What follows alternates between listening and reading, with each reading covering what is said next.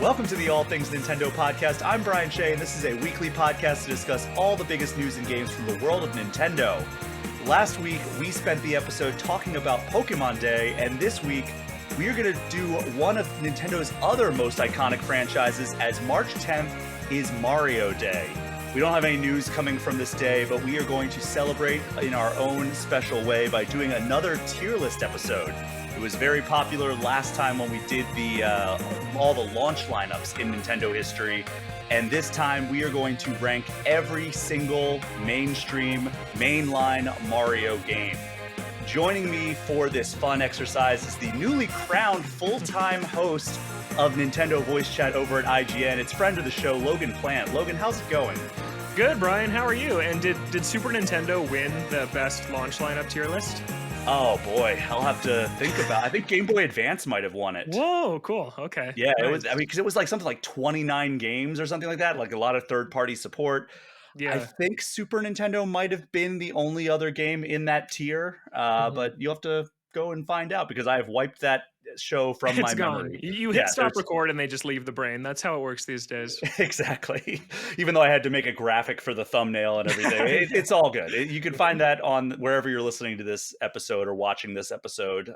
The full tier list of the Nintendo launch lineups is there right now. But first of all, Logan, before we really dive into the news here in this first segment, congratulations on getting the bump up to full-time host at Nintendo Voice Chat. I know that you were like a long-time contributor to the show. You popped in pretty frequently over there. But I mean, it's got to feel great to have your contributions to that show recognized in this way. Yeah, thanks so much, man. Yeah, I've been listening to NVC since 2013, so it's kind of a wild trip to be in this spot now, and I'm super excited about it and grateful for the opportunity. And we have a really fun crew over there, and super fun that this transition is happening right at the cusp of the Switch 2 generation, so I can kind of take the reins and handle this console transition and really get things going.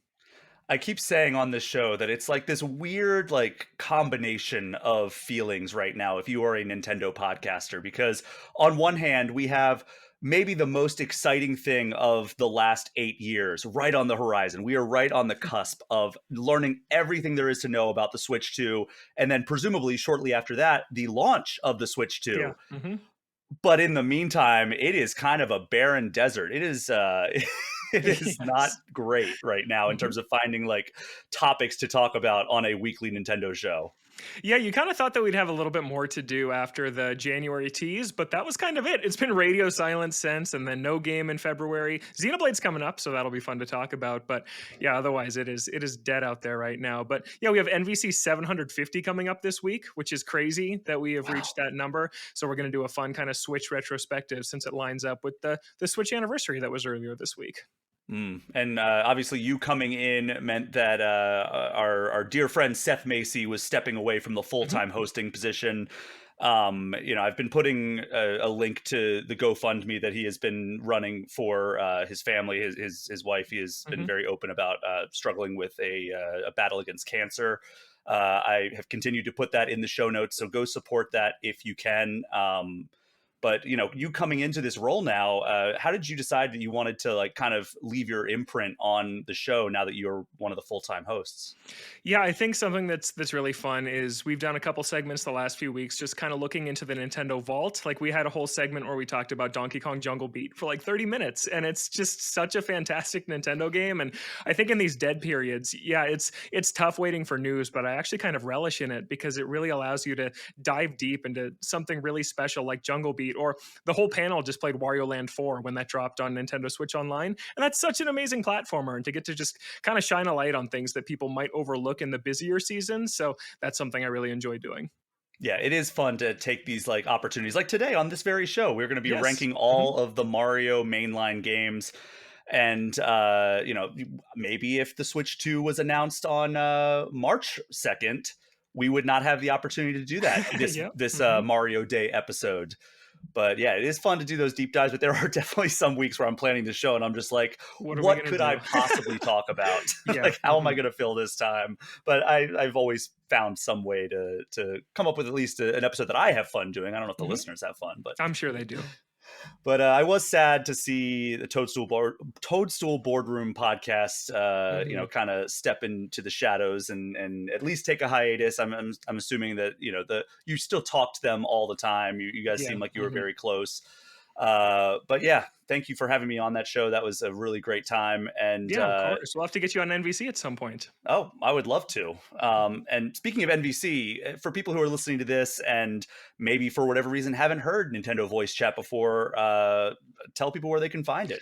Yeah, so we actually just launched over at IGN Entertainment a new podcast umbrella that's called Geek Media, which you can check out Oh, at geek.com. And that's just kind of a new landing page for all of our shows. So Unlocked, Beyond, GameScoop, NVC, and a ton of others. But NVC specifically airs every Friday morning at 6 a.m. Pacific time on YouTube, Spotify, Apple Podcasts, IGN.com, wherever. And yeah, we're really excited about 750 this Friday on March 7th. So go check that one out. Thanks, Brian. yeah, of course. Yeah. And I'm coming up on episode 200 in, I guess, a few months here. Awesome. It would be really cool if episode 200 lined up with whatever the Switch 2 launch date is That'd be going to so be. cool. That would Yeah. be the ultimate celebration episode. Otherwise, I might just have to come up with something fun. I forget what I did for episode 100, but 200 I'd have to just blow it out, right? Like just make it Mhm. completely like something super fun, maybe involve the listeners or something. Yeah, I don't know. for sure. But 750, what an achievement! And Yeah, it's congratulations crazy. to the entire squad over there at NBC because that's an amazing accomplishment. Thanks so much. So you can listen to Nintendo Voice Chat wherever you're listening to this show. I guess unless you're listening to this on the Patreon page, because I don't think NVC has a Patreon. We do not. Okay. But you know what does? All things Nintendo. And you can support this show by subscribing to that very Patreon page, which gives you early and ad-free episodes, as well as access to the community Discord for just $5 a month. You can also find my merch, including the little subtle jab, All Things Redacted shirt, because they wouldn't let me sell a shirt that says All Things Nintendo.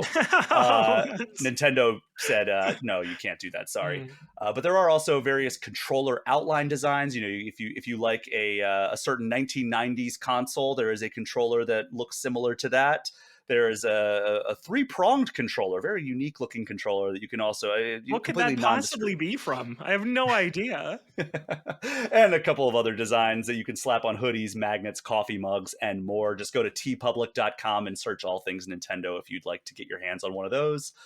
But Logan, let's jump into the news. We've only got one Nintendo specific story to talk about here. This actually hit last week after I recorded my episode, but Nintendo is, for the first time in Nintendo Switch history, removing a game from the Switch Online's games catalog. Super Soccer, which is in the SNES catalog, it's listed as Spike Chunsoft, no longer going to be offered in the package starting on March 27th. And I will say, I started out very upset with the Switch when it was said that we were not getting Virtual Console. Uh, because, I like owning my games, I like Yeah. having them Mhm. locally. But because Nintendo Switch Online gave us so many titles that I would have never dropped like $5 or $10 on, it really let me like broaden my horizons and no additional cost. Like kind of like I put this in an opinion piece that I wrote on Game Informer back when we were running. It was kind of like this is how I got won over by Nintendo Switch Online. It was kind of like the Netflix effect of like, oh, well, I'm Mhm. paying for this subscription to play like Super Mario World or Majora's Mask or whatever anyway. I might as well check out this new game I've never heard of and no extra cost. But now now I'm kind of swinging the other way because games evidently can get pulled off the service. Mhm. And to be clear, I don't really care about Super Soccer, but the problem is that it sets a precedent. And like, what happens if there's some problem that arises between the licensing between like Rare and Nintendo, and the Yeah. rights Mhm. to like Donkey Kong Country or GoldenEye come into question, or like Capcom has something and all the Mega Man games have to get yanked, or like Contra and Castlevania because Konami has a problem. Like I Mhm. imagine that Nintendo's going to keep all of its first party stuff up there, but it's a minor low impact infraction at this point, but introducing the notion that games can leave the service has much bigger implications than just Super Soccer. Yeah, it does, and it is a shame because this is the first time they've done it, so it kind of did seem like NSO libraries were invincible. We see stuff leave Game Pass or PS Plus all the time. That's usually Mhm. different because those just leave the subscription service. You can still usually buy those games. That's not the case on Nintendo Switch. This is the only place those games exist on the platform for the most part. So, yeah, it's a big deal for something to get removed. And like you said, first party stuff isn't going anywhere, but the third party stuff, I just played the entire Donkey Kong Country trilogy on the Super Nintendo app this year, and if those got pulled, that would be really, really disappointing. So, and then just thinking about the console transition, and we still don't fully know, is NSO just going to migrate completely to Switch 2? I sure hope so, but we don't know the answer. The logical answer is yes, but with online dealings, Nintendo is very rarely logical. So I'm worried about it. This is kind of the first step in a bad direction. And yeah, I don't care about Super Soccer either, but there's so many great games on NSO. It has turned into a crazy value for $20 or $50 a year, depending on which tier you subscribe to. And I just don't want to see stuff get pulled. I don't want to start over on the next console. It's just, yeah, it's a bad first sign. Oh, if we have to start all over, and it's like, guess what, guys? The first batch of Nintendo Switch 2 online Yeah. games A Link to you the get to play. Past is on Switch too. Oh, hooray. A Link Yeah. to the Past and Super Mario Brothers 3. It's like, yes, finally. Yeah. They love those easy wins of something to fill the news feed with, but I can't do that again. Nintendo Music is filling that void right now, and that is good enough. We don't need to start over on NSO. No, and that was always the biggest thing when it came like time to migrate from one console to the next with Virtual Console. At least in some of those migrations, all the games that you bought would transfer over, even if it was for like a very minor monetary fee. I think Yeah. it was like 10 cents a game Yeah, for something like the stupid. Wii to the Yeah. Wii U. So it's like that was nothing, but like you didn't have to worry about I mean the games would get delisted sometimes, but you wouldn't have to worry about like if you already downloaded it, it would just go away. Yeah. So yeah, Nintendo Switch Online. Hopefully, this is an anomaly and not setting a precedent for something that we're going to see play out over the course of the Switch 2 life cycle. If the Nintendo Switch Online catalog, as we know it, even exists on the Switch 2, Mhm. I would presume it will be, but we'll see. So moving on to the next story, this is something we've been tracking on this show over the last, I guess, 3 weeks now. It's finally official. Tony Hawk's Pro Skater 3 plus 4 was officially announced this week. And as the name implies, it is basically what Tony Hawk's Pro Skater 1 plus 2 did back in 2020. But instead of remaking the first two games, you guessed it, this remakes the second pair of games in that franchise. Logan, were you at any point a Tony Hawk's Pro Skater fan? No, this one's totally passed me by, but I think these remakes are really, really cool. Yeah, I mean, if you haven't played 1 plus 2, go back to whatever console that you want to play that on. I mean, I would probably recommend Xbox Series X or PS5 Mhm. just because they added like improved frame rate and resolution and everything to those versions after the fact. Because I think it hit right before Mhm. the current gen of the top leading consoles in terms of power. Right before they hit, I think Tony Hawk's Pro Skater 1 plus 2 hit back in 2020. So they did release new gen versions. I would recommend playing those first two because it really tells you why this franchise was so special, 25 years ago, which is so wild to think Mhm. about that it's been around that long.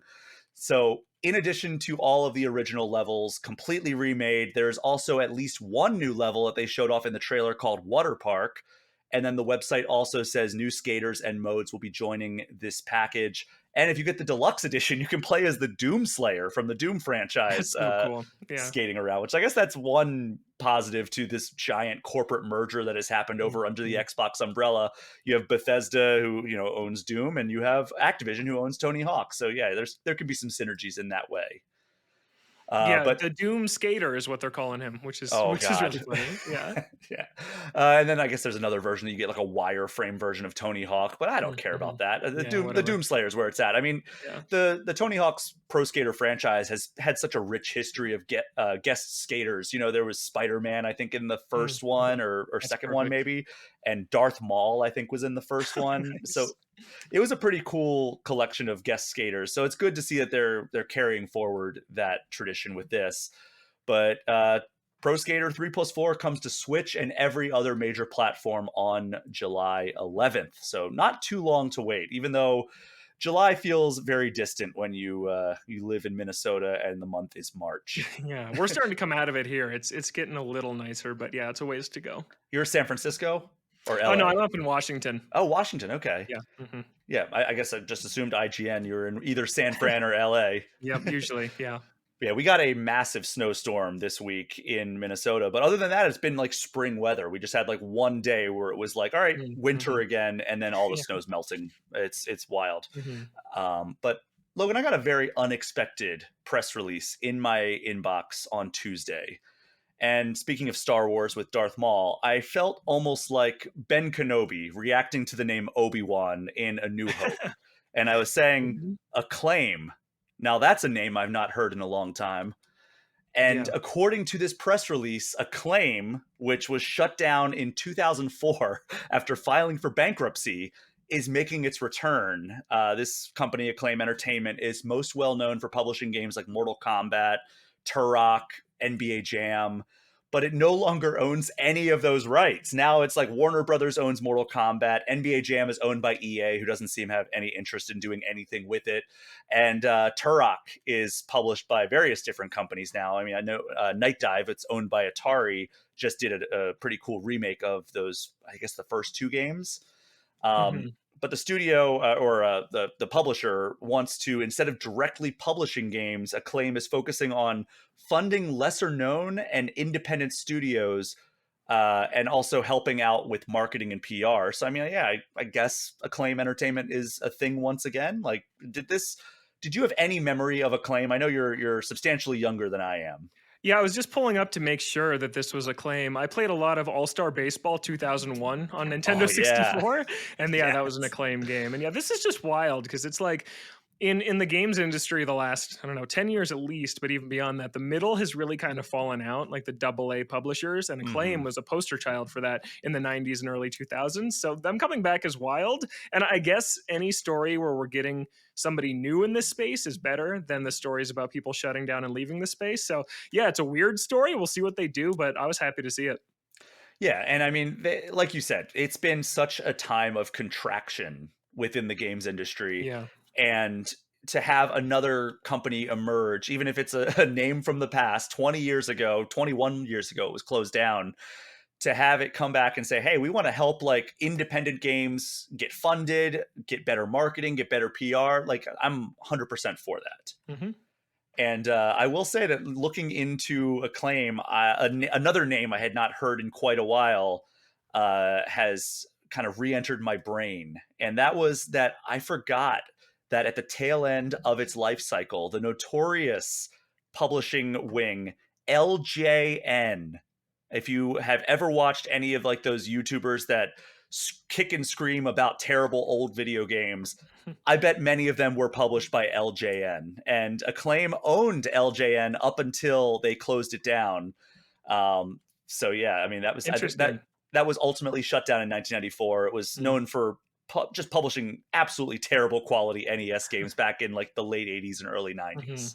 So it would be very funny if they brought that back, even just like in name of like, hey, Yeah, here's like a game that we're throwing out under the LJN banner. I think that a lot of that'd people be would super enjoy that funny. reference. Yeah. Yeah. But not all 90s publishers have vanished off the face of the earth in the time since. I mean, after all, this is a podcast about Nintendo. But Mhm. Sega had a financial report come out this week, and it sounds as though things have been pretty good for the House of Hog. I don't know if I like that. Ooh, I don't know if I Uh, like that. it sounded good coming out, and then like midway through, I was like, I don't really. Yeah. Yeah, So Sega says it sold more than 2 million copies of Sonic X Shadow Generations. Very good. nice. Mhm. 1 million copies of Metaphor Refantasio. And one of the key takeaways is that they were like, "Hey, last year was jam packed. They had the Metaphor, Sonic, Shadow Generations, Like a Dragon, Infinite Wealth, Super Monkey Ball, Banana Rumble, which is extremely underrated. I believe you agree with me on Yes, that." we love it, yeah. Yes, but they were basically tempering expectations for this next fiscal year that it might not be as busy with major titles. And I saw this over on Video Games Chronicle.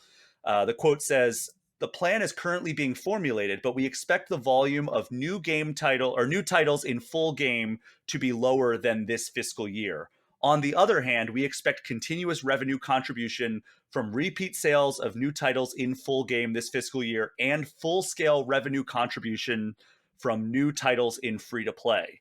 So we already know that there's that what is it, Sonic Rumble? Yeah. which is Mhm. like kind of a free to play Fall Guys clone. Trying to think, are there any other free to play titles? I know Sonic Not that Racing I can think Crossworlds. of. That's not a free to play game, but No. like that's one title that we know is on the horizon. The Mhm. Sonic franchise has been relatively annualized lately, so I would not be Mhm. surprised if we saw something, even if it's not like Sonic Frontiers 2 or whatever this year. But yeah, it does sound like they're they are not going to be able to live up to the incredible bar that they set in 2024, which I don't know if you can really expect them to, because that was just an absurd run by that publisher. Yeah, and Sonic Cross Shadow Generations was one of the best games of last year. I adored that game. I thought it was Yeah. amazing. And then Like a Dragon just keeps pumping out games. They had one come out like a week ago, so they're gonna keep going. So yeah, it's cool to see them kind of find their niche. And the Sonic series specifically, I feel like it was dire straits for a while, and I feel like they've really found their footing again since Sonic. I don't know. It struggled a little bit after Sonic Mania and Sonic Forces again, but really Sonic Frontier, Sonic Cross Shadow, Team Sonic Racing, the movies have helped a ton. Like it's Oh yeah. really, really good spot right now. The movies have done such wonders for that Yeah. franchise. Like even talking to Takashi Iizuka, like I think it was for Sonic Colors Ultimate when that was coming out, I was Mhm. like, yeah, why are you guys doing this? Like this is like, I mean, I'm excited that it's coming off Mhm. the Wii finally and it's coming to like modern platforms. But he was just like, yeah, like we after, and he's been with the franchise. He was doing QA for Sonic 2. That was his first task at Mhm. Sega. But he was like, yeah, like after Sonic 1 hit theaters, like I saw like a resurgence and like an explosion of interest unlike anything I've ever seen for the franchise. So we wanted to put something out to like, give something to like the new fans to check out. And Sonic Colors is one of our more well-received games from like that Mhm. era, and it was not available on any modern platforms, so we went for that. So yeah, those games or those movies have done wonders for that Yeah. franchise, and it's starting to show. They're starting to invest more and more in that. And there was another quote actually, because I'm always struck by how small some of these teams are. I went out to Studio Zero in Tokyo back in July for Metaphor, and it's a relatively small team. It's bigger than what I think Sonic Team has. Like Sonic Team, for They're being small. like the Yeah. development team behind like one of the most iconic franchises in gaming history. Like I've been to their studio so many times. Their old studio. They just relocated last year to a new studio out in. I mean, from one Burbank location to another.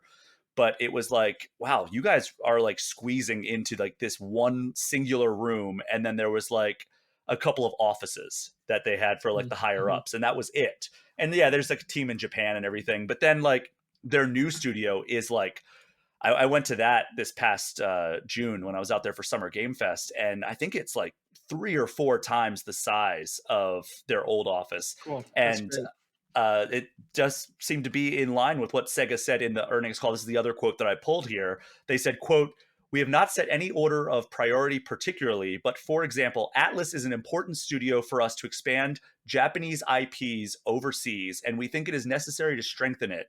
And the studios involved in the Sonic and Like a Dragon IPs are also short of staff, and we are looking to reinforce personnel through additional hiring and M&A." M&A means mergers and acquisitions, in case you did not know that, which I did not know that. I had to look that up. Mhm. But I guess like thinking about like the teams that they just mentioned, they mentioned Atlas is a big team for them. The Like a Dragon team at RGG is a big team for them. Sonic, they're all short of staff, according to this quote. Do you think they should prioritize any one of those teams in particular first?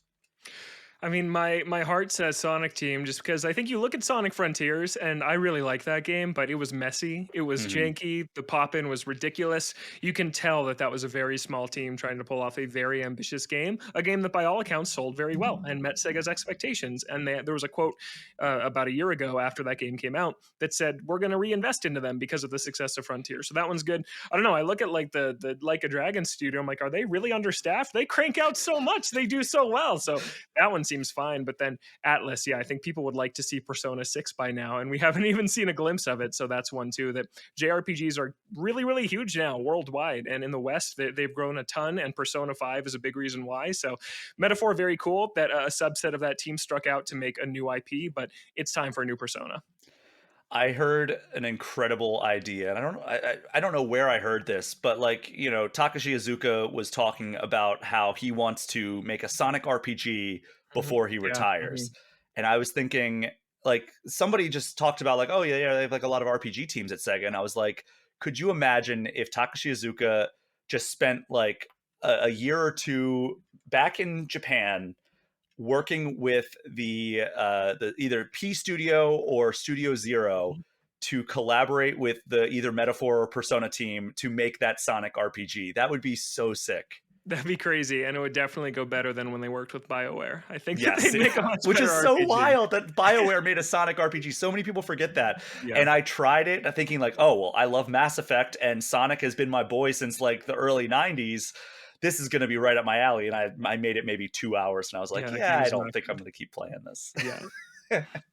So, Logan, in the second segment, we are going to be celebrating Mario Day by ranking all of the mainline Mario games. But before we get to that, Nintendo has come out basically saying there's not going to be any game reveals or real news coming out of Mario Day, presumably to save any kind of new game announcements for that Switch 2 Direct that's coming up here in a few weeks. But Nintendo has announced that it is putting its Mario games on sale on the Switch eShop. And if you follow Nintendo at all, and if you don't, how did you find this podcast? But if you follow Nintendo at all, you know that Nintendo rarely puts its top first-party franchises on sale. So while these might not sound like incredible prices, it's probably the best you're going to get for a while. So here's what we have. Super Mario Odyssey is $40. Mario Kart 8 Deluxe is $40, which is so crazy. Yeah. Super Mario 3D World plus Bowser's Fury, $40. Super Mario RPG, $40. Princess Peach Showtime, you guessed it, $40. Luigi's Mansion 2 HD, $40. And then the last one, Mario versus Donkey Kong, is $30.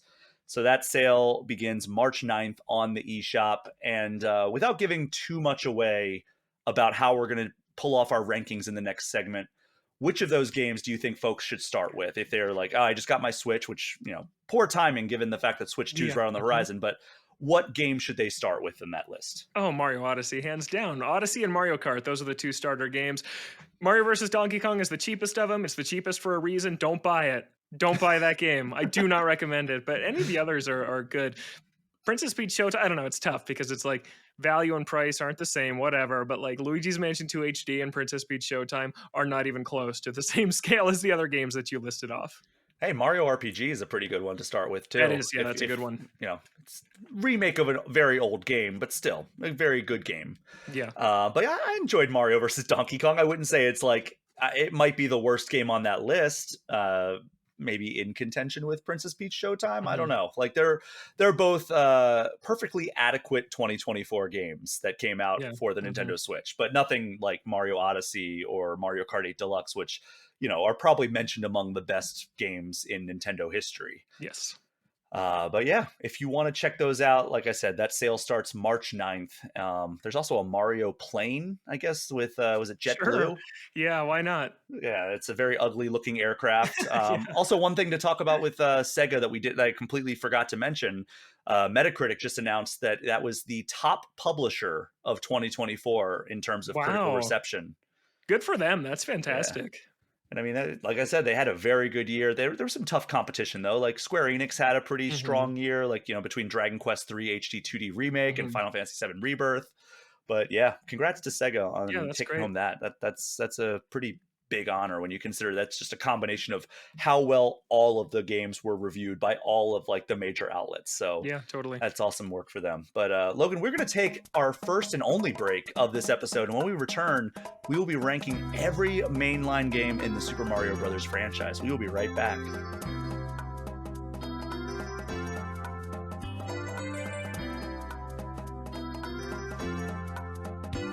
Mario Day falls on March 10th every single year, but unlike the Pokemon franchise, it has nothing to do with the series' anniversary. Instead, it's because if you abbreviate March to MAR, MAR10 looks like the name Mario. So there are better reasons for a day dedicated to your franchise, but at the same time, who are we to complain? Logan, I am going to put you on the spot here. What was the Mario game that got you into the series? Oh, the Mario game that got me into the series was probably Super Mario Sunshine is the one I remember playing the most as a kid, but I never beat it as a kid. I beat it later on 3D All-Stars. I was just running around Delfino Plaza, riding the Yoshi on my dad's save file and just having a good time. So how did you go about experiencing the rest of the franchise? I'm assuming you're like me that like you've played the vast majority, All of if them. not Yep. all of them. Everyone. So like how did you go about experiencing it? Like if you started on the GameCube, a lot Mhm. of those games were not available on the GameCube. Did you go back and play on original hardware? Did you wait for the Wii Virtual Console? Like what was the process? Yeah, I beat like the original Super Mario Brothers thanks to the 3DS Ambassador program when they Oh, nice. apologized and gave us 10 NES games and GBA games. So I played that there.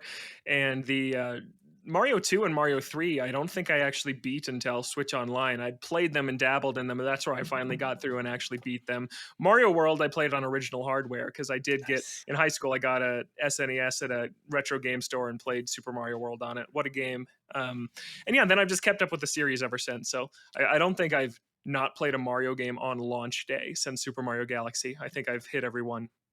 So you and I come from different generations of Mario players. Like we both Mhm. played most, if not all of them. You've played all of them. I think there's a couple here that were late additions to our tier list when we were arguing the semantics of what a mainline Mario game Yeah. is Uh-huh. that I have not touched, but I've at least touched 95% of the games on this list. Um, so I'm interested to see here because like we've talked about like the Sonic franchise and how there are people like myself who grew up playing the Genesis games and then I enjoyed like Sonic Adventure, but then there was a little bit of a downturn. I think a lot of people would agree. But then I talked to people who are younger than me and they're like, "Oh yeah, I loved Sonic Heroes or I loved Sonic '06." And I'm like, "Really? Okay. All right." Like and there's like this like resurgence just because a lot of people grew up with different Yeah. games. Mhm. They have a soft spot in their heart for these games whereas like, Sonic '06 came out, I was in college and I'm just like, "Okay, I have a little bit of a more discerning taste with Yeah. my games." Mhm. But like some I could understand why somebody growing up with that game would hold it in a lot higher regard than I did. So it's going to be interesting to see how we come down on different games as we go through this ranking. So without further ado, Logan, let's do this. It's going to be chronological in the US release date. So we'll be starting with one exception, and that is Mario 2 Japan, which we're going to just do with the US or the Japan release there, because otherwise we have to Okay. wait for Mario All Stars, and that's a whole Yeah. separate thing. Mhm. Which Mario All Stars is not in our tier list because that's just a compilation of remakes. Yeah. But if you do want to see this tier list get made in real time and you are listening to the audio version of this show, go to the YouTube channel. You can either search Brian P. Shea or just search for All Things Nintendo, and you will find the video version of us putting together this tier list in real time. But let's start. Super Mario Brothers, coming to the NES in 1985. It's the one that started it all, which gives it a lot of brownie points off the bat, but we've yet to really define how we are ranking this. Like, is it like, okay, this is the greatest game of all time type of Mhm. situation where you take into account legacy, or is this like how much fun it is? Like, what is your philosophy as we go into this? Because I think it's important for us to establish that right now. I don't know. For me, I like to just rank things based on how good is the game still. And I think a few brownie points for legacy. I mean, Super Mario Brothers probably gets the most points of any game in video game history for that. But yeah, mostly for me, it's how good is the game actually to play. Yeah, I think that's the biggest chunk, right? Like, if there was like a pie chart of like, all right, what are the Yeah. considerations that we are going to be having? Fun is going to be the number Yes. one, like the biggest piece of the pie. And then I do think there will be some maybe extra points added for legacy or like, importance to like the Hmm. history of video games. Cause, if there's a franchise that is important to the history of video games, Mario and Zelda are probably neck and neck right there. Yeah. So where do you want to start? And by the way, the tiers are S, A, B, C, D. There is no F tier because I don't think either of us think there is an F tier Mario game. But if we come to it, maybe we will expand it out to have an F tier. But for now, I'm just keeping it Hmm. S through D. So Yeah, and where? it's like D tier isn't like a D video game, right? It's not a 60th percentile video game. It's a 60th percentile like Mario game, right? It's Yeah, not like, oh, this game's bad, right? Yeah. Okay. like there's no, I don't know if there's any Mario game that is just outright bad. Like No. there are games that I mean, this is a tier list, so obviously there are levels to how good these games are. But like, yeah, that's a disclaimer I just want to throw out right there. Like, Yeah. I don't think there's a single outright bad Mario game. No, I don't So either. where does your heart tell you to put Super Mario Brothers on NES? It tells me S tier. I still think S tier. Super Mario Wow. Brothers is just amazing to play. I still love to play it. I beat this game. I mean, it doesn't take long if you know the warp zones, but I still beat this game at least twice a year. Just boot it up and play through it because it's still so fun. It controls so great. The music is so good, and it's just so impressive. I mean, enough has been said about Super Mario Brothers, but I don't think that many NES games have held up particularly well 40 years later. But Super Mario Brothers is one that I do think is still just a blast to play. So we're gonna have a little bit of a disagreement right off the Okay. bat here. Super Mario Brothers, inarguably one of the most important video games to ever exist. Without this game, the games industry might not even have made it through the No. 80s. But I will say that I feel like there is a level above what Super Mario Brothers brings to the table in subsequent games that I will be making my case for when we get Mhm. to them, that I would feel weird if we're saying this is in Super Mario Brothers, at least in terms of how much fun it is to play today, being in the same tier as these other games. So I was going to make the argument for A tier, just because I do think there is a level above Super Mario Brothers Yeah. that Nintendo did reach a couple, at least a couple of times. Maybe there's other games you would want to put in the S tier as well. But I think that I'm going to make the argument for A tier. I'm fine with that. I'm between A and S also. So I'm gonna fall down on this one. I'm fine with A. All right, well, let's slot Super Mario Brothers into the A tier, and then at the end, if we say like, "Hey, this doesn't feel right," we can always shuffle it around a little bit. Yeah, okay. All right, so that brings us to the next one. It is Super Mario Brothers 2, but the Japanese version came to the Famicom in 1986. So I'm gonna throw this out there that this might be a D tier Mario game. Yeah, I don't really disagree with that. I was between C tier or D tier. It's yeah, the level design is just so un-Nintendo in the Lost Levels. It's just like a Kaizo game and it's not very fun to play. And I'm very, very good at platformers. And there's parts in the Lost Levels where it's like, what are they expecting me to do here? And a lot of it's jumping to try and find the hidden block that you need to progress. Weird timing with springs where there's secret platforms above the screen you can't see. It's not great. This is D Warp tier. pipes that send you back to World Yeah, 1. so mean. It's so mean. It's just a troll game.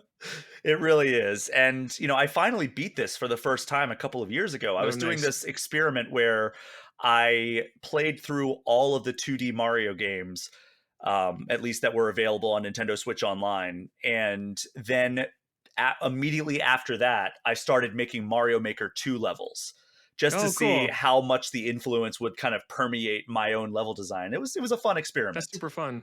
Yeah, so I'm gonna say D tier for this. Like Yeah. I now that I finally beaten it, I'm like, okay, it's just Mario 1, but like Nintendo just being like, hey, what if we just messed with them in this way? Or what if we messed with them in Yeah. this way? And that's not what Nintendo Mhm. is best at, right? No. Nintendo is not a troll developer. Like they are the developer of joy. They're the developer of thoughtfully created levels. And it's like when they try to be mean, like they were in the original Mario 2, it's just like, man, this is not what I come to Nintendo Yeah, for. totally. So I will slot that into the D tier, which brings us to Super Mario Brothers 2, the American version. This came to the NES in 1988. I have gone through like kind of ebbs and flows with my Mm, appreciation mhm. of this game. I remember loving it when I was a kid, and then I found out that it was like a fake Mario 2. Yeah, Like mhm. this is not the real Mario 2. And then I started like coming like kind of like sideways with this game where I was like, that's not even the real Mario game. Like this is like, kind of messed up that they gave us this instead of the real Mario 2. And then I played the real Mario 2 and I was like, okay, I've come back around on Yeah, Mario yeah, you get it USA. now. Yeah. So I do appreciate this for what it is, even if it is completely different from pretty much any other game in the franchise. But it has Mhm. brought quite a bit of influence. Like, Shy Guy was introduced here, Birdo, yeah. Birdo, Mhm. two Mario Kart mainstays at this point, and Mario Party in Yeah. a lot of Mhm. cases. But where do you feel that Mario 2 USA belongs?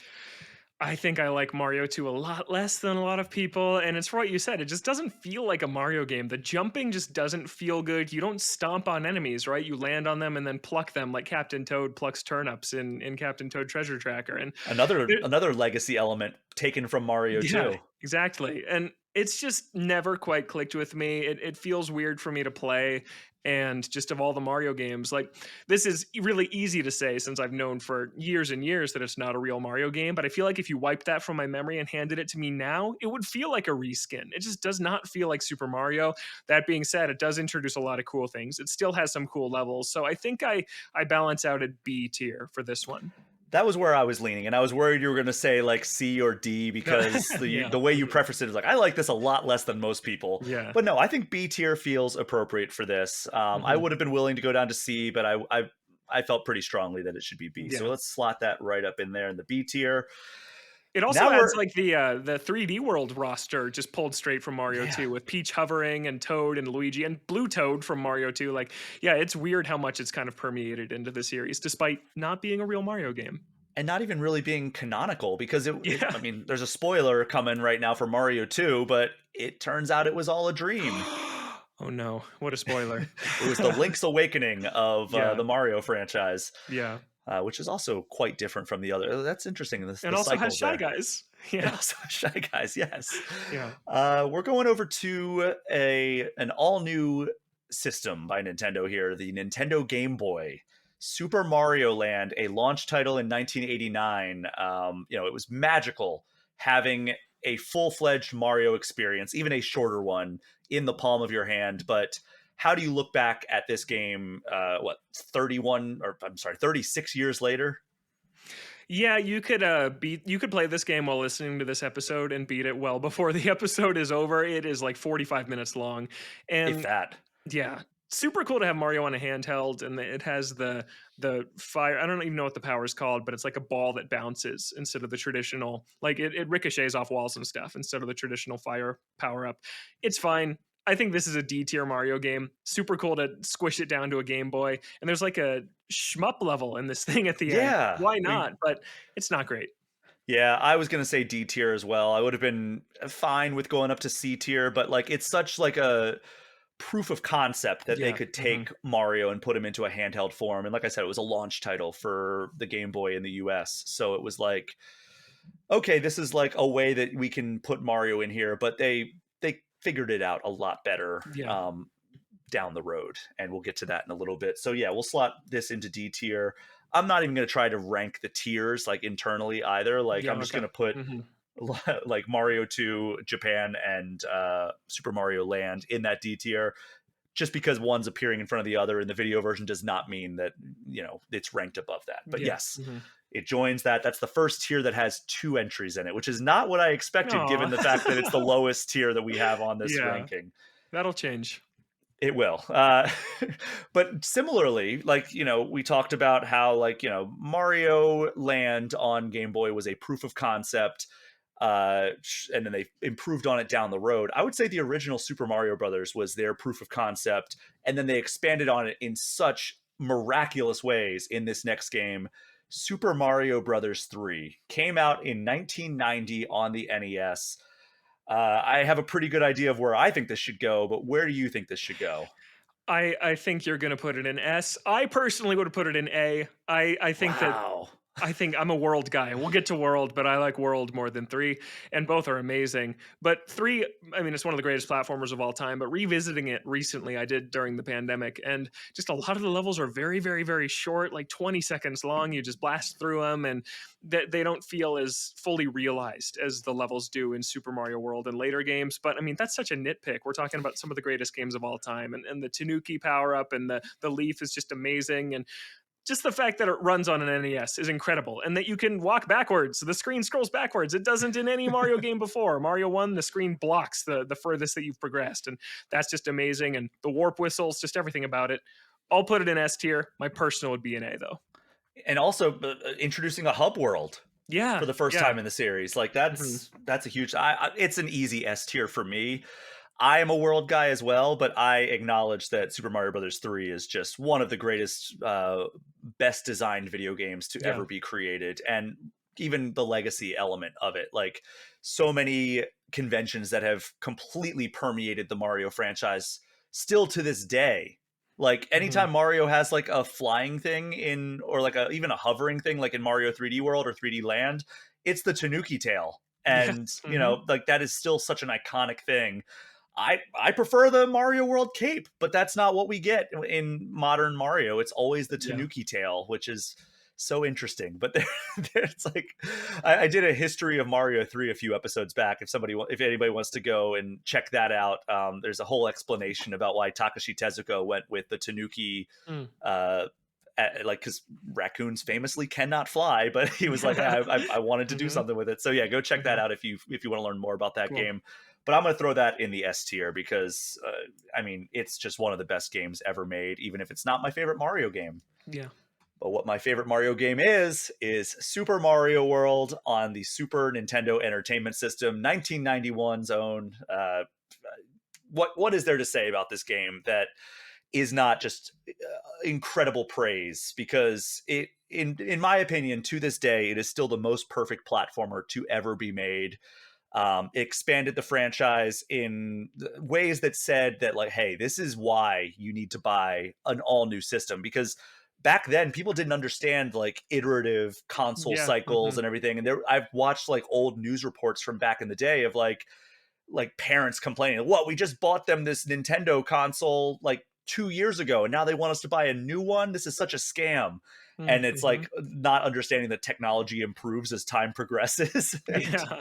now we're all conditioned to buy a new smartphone Yeah. every 2 years. Mhm. But are you in agreement here that Super Mario World should be S tier? Oh, hands down. Yeah, of the classic Mario 2D platformers, it's by far my favorite. And until very recently, which is a bit of a tease, this is my favorite Mario art style. I just love the way the Mario sprite looks in this game. I just think he's so cool looking. He's so chunky with the 16-bit pixels. Amazing. Yoshi is in this game. You can ditch him into pits for the first time in Mario history, so that's great. And yeah, the level design's amazing. The soundtrack is amazing. And like in Mario Maker, I always gravitate towards just making it in the world art style Yes, because it same. just clicks so well. Yeah, that's great. Yeah, I always do Mario World unless there's something very Yeah. specific that I want to do in Mhm. another art style, or the Mario 3D World art style allowed for Very different different. elements. Yeah. But yeah, Mario World was where I had all of my best levels created. Cool. So yeah, it is easily S tier for me. It's a top 10 game ever, in my opinion. And yeah, the easiest call I've ever had to make in a tier ranking. Yeah. That brings us to the evolution of Super Mario Land. We got Super Mario Land 2, Six Golden Coins in 1992. And this is a game I have not played in a long time, so my memory is a little bit blurry, but I do remember it being looking substantially better Mhm. and playing substantially better than the original Mario Land. I'm between two tiers here. Where do you fall? I fall in B tier for this one. I think this is a really, really good game. It, like you said, it's a huge improvement over Land 1. Mario's sprite is huge and way easier to see than his very simplistic one in Mario Land 1. This game introduces Wario. It has really, really creative levels, like a toy box or something like that. That's super cool. It's been a while since I've played it too, but just way more clever and creative and fun to kind of explore all the different areas that feel way different than the Super Mario Land levels do. But at the end of it all, it's still a Game Boy Mario game. It's still not phenomenal. I think it's B tier though. It's really, really good. Yeah, I'm kind of going B tier as well. It's between B and C. Okay. I will go with you though on the B tier. It's Cool. a very good game. It's it was the full realization of like, yes, we know how to make a Mario game on a Game Boy, which is Yeah. wild considering Yeah. Yeah. how limited that technology was and Mhm. how good this looks. And if you fire it up on Switch Online, if you put it on the Game Boy Color settings, it looks pretty good. Oh yeah, cool. That is not how I played it. I played it on the 3DS, which is with the original green graphics. So I should try that out. Yeah, so go check that out if you want to play it. It almost feels like a modernized version, even though it absolutely is not. Uh-huh. But the next game is actually another Game Boy title that I have not touched, and this was the last addition to this tier list. Logan argued that if you're going to include a upcoming game that we're not going to talk about quite yet here, you also have to include this, and that is Wario Land, Super Mario Land 3. That came to Game Boy in Mhm. 1994. I'm just going to rely 100% on you here, Logan. Yeah, this is the start of the Wario Land series, which then would totally become its own thing with a bunch more entries on Game Boy and then Game Boy Advance with Wario Land 4, which rules, by the way. Go play Wario Land 4. It's on Switch Uh, Online. It is, and it's better than ever. But Wario Land is very, very good. I think it is the best of the Super Mario Land games. So I think it's Wow. also a B tier game. Yeah, this introduced kind of the Wario dash that he has, where he can break through blocks. And Wario's invincible in this game, as he is in most of the Wario Land games. So it's more about exploration and platforming and collecting treasure. And it really started to establish the identity of what the Wario Land series is about exploration and climbing down ladders and exploring alternate paths that the series would expand upon. It's one of the best Game Boy games there is. So it's a B tier. It's right up there with Mario Land 2. All right, let's slot that into B. I unfortunately have not played this game, so You I should don't check it out. have. It's really cool.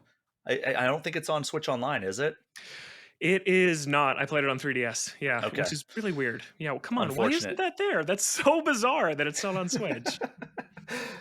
All right, well, the next one is the final Super Nintendo game that we are going to be talking about here. It is Super Mario World 2 Yoshi's Island. This is yet another controversial inclusion in this tier list. Mhm. The reason I'm including this is because Game Informer previously interviewed both Shigeru Miyamoto and Takashi Tezuka about whether or not this is a mainline Mario game, Mhm. and they both said they consider it a mainline Mario game. And if there's anybody who would know, it is those two gentlemen. Yeah. So I'm Mhm. just going That's to go fair. with them on this. Yes, it does play extremely different. I would say this is the jumping off point for the entire Yoshi franchise, but I would Mhm. still consider it a Mario game, even though you don't play as Mario. It's such a weird designation that we're Yeah. having here. But I would rather include something than not include it in Mhm. have people be like, why didn't you include this? So Mario World 2 Yoshi's Island on the Super Nintendo. It was a game that was very difficult to play for a very long time because it was tough to emulate on a lot of the Mhm. the Nintendo consoles. We finally have cracked that code Mhm. apparently, with the scaling sprites and everything. This was a Mode 7 game, right?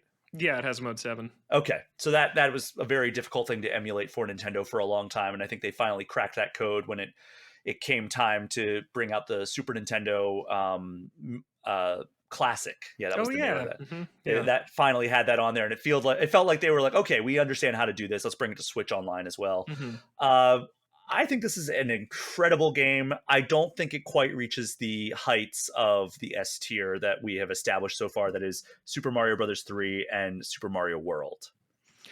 I agree. It's A tier to me. It's a really cool starting point for the Yoshi series. It's still the best the Yoshi series has ever been. It has never touched this level of quality again. Woolly World gets close. That game's very, very good. But Yoshi's Island is still supreme. And yeah, just the colors are amazing. It has really creative level ideas. Touch Fuzzy Get Dizzy is the one that always comes to mind. But yeah, this is an A tier game for sure. We had a very fun time with Takashi Tezuka at I think it was the final E3 where we were Cool. interviewing him. We did a rapid fire style interview. It was me and Ben Hansen, and Ben was trying to get across, have you ever touched Fuzzy and gotten dizzy to Takashi Tezuka? And the back and forth that had to happen between the translator and Yeah, Tezuka was just it was like a 5 minute back and forth of trying to explain it. And then that's Tezuka so finally funny. got it and he was like, oh yeah, I have. That's great. That's so good. But yeah, I'm saying A tier for this as Yeah. well. Incredible game, just not quite on the level of the No. other Mario games established in that S tier. Now we're coming up to another one of the most influential video games to ever exist. It's the game that all other 3D platformers for probably the better part of a decade were just trying to copy and chase. Mhm. That is Super Mario 64. Came to the Nintendo 64 in 1996.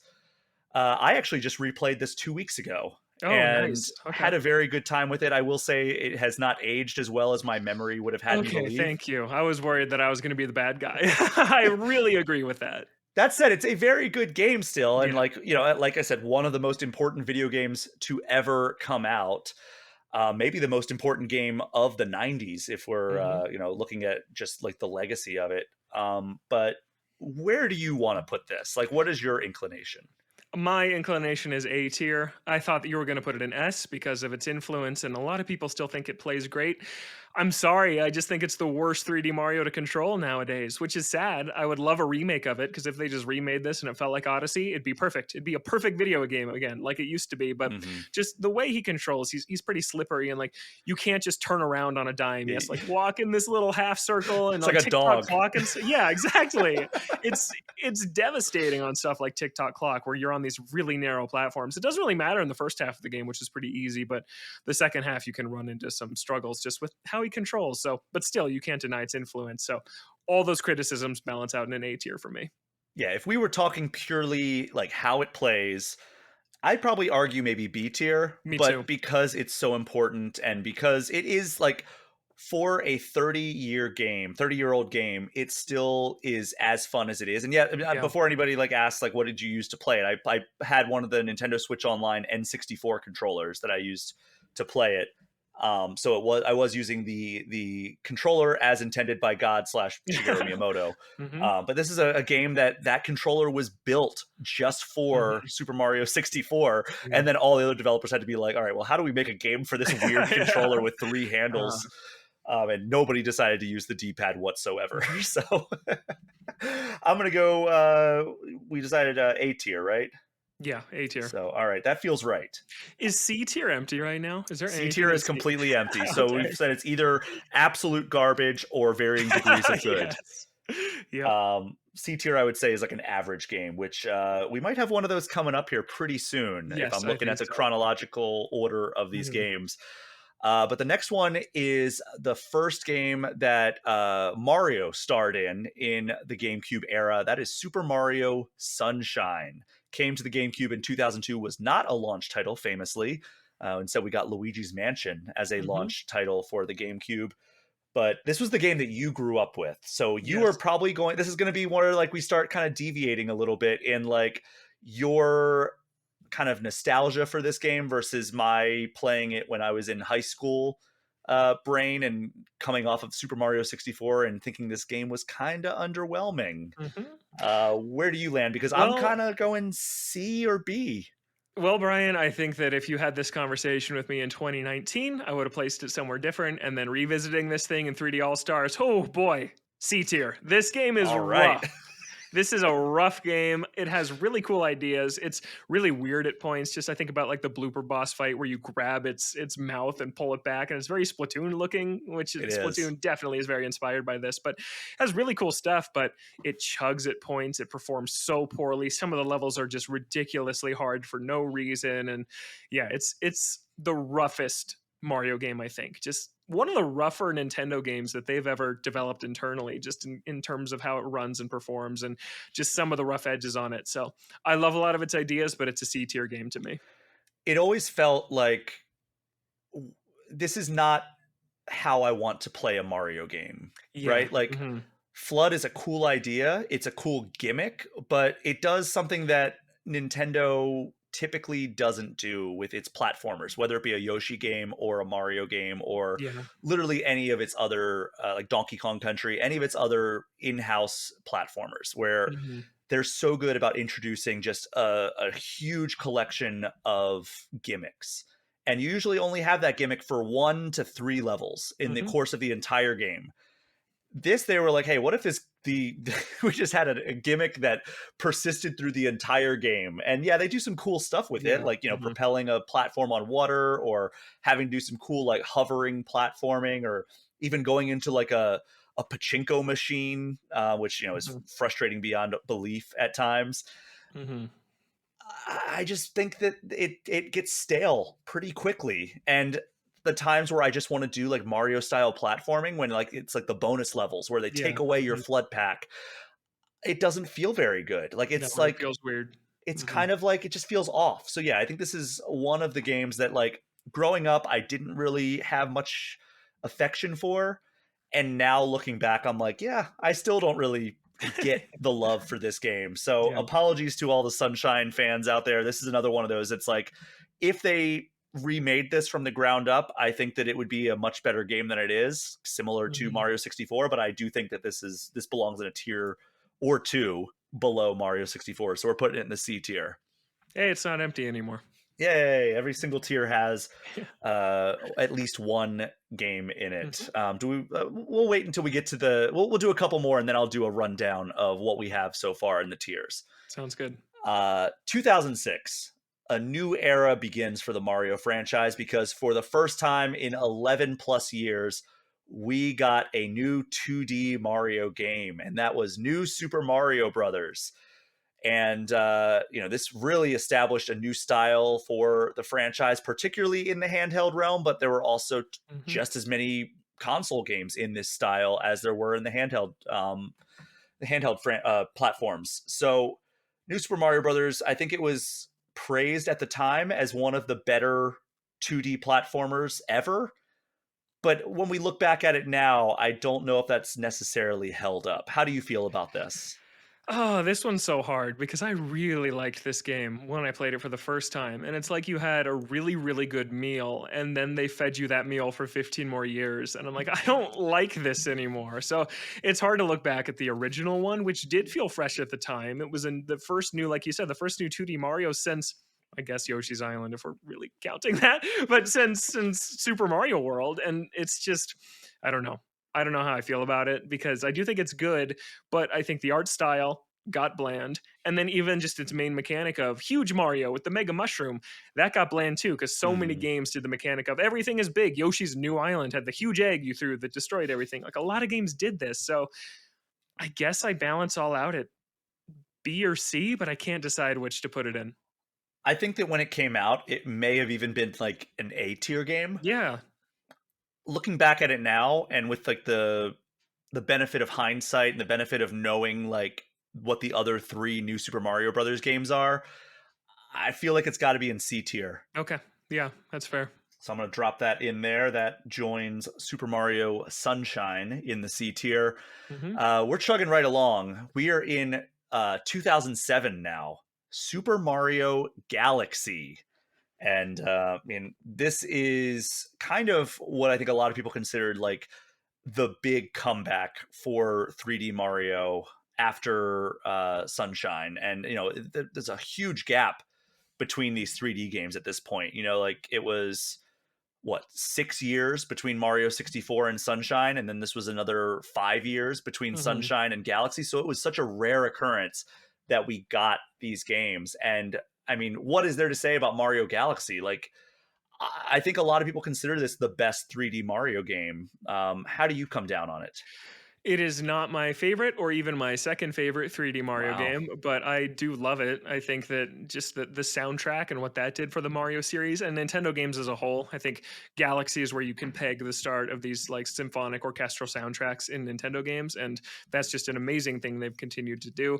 Platforming on the ceiling is crazy. You didn't think it would work, but they pull it off and it feels natural. It's a gorgeous game. You can't say that about a lot of Wii games today, but it still looks great and it looks really, really nice in 3D All Stars. I'm between A or S because of just my standing on it. It's kind of like Mario 3. I think it belongs in S, but for me, it's A. So I'll leave it to you to pick between those two. Man, I think it's got to be S. Okay. Yeah, Like, that to be feels right. honest, like It feels right. it's just so freaking good. Yeah. And I feel like it's like kind of a high that a lot of the subsequent 3D Mario games have been chasing ever since. Mm-hmm. And I mean, there are some that I like more than Mario Galaxy in the 3D realm of Mario games, but there aren't very many. So I'm going to Yeah. throw that in Hmm. the S tier. All right. Do we want to now? Let's finish off the Wii generation, and then we'll recount where we're Sounds at. good. Hmm. The next game, 2 years later, we got New Super Mario Brothers Wii.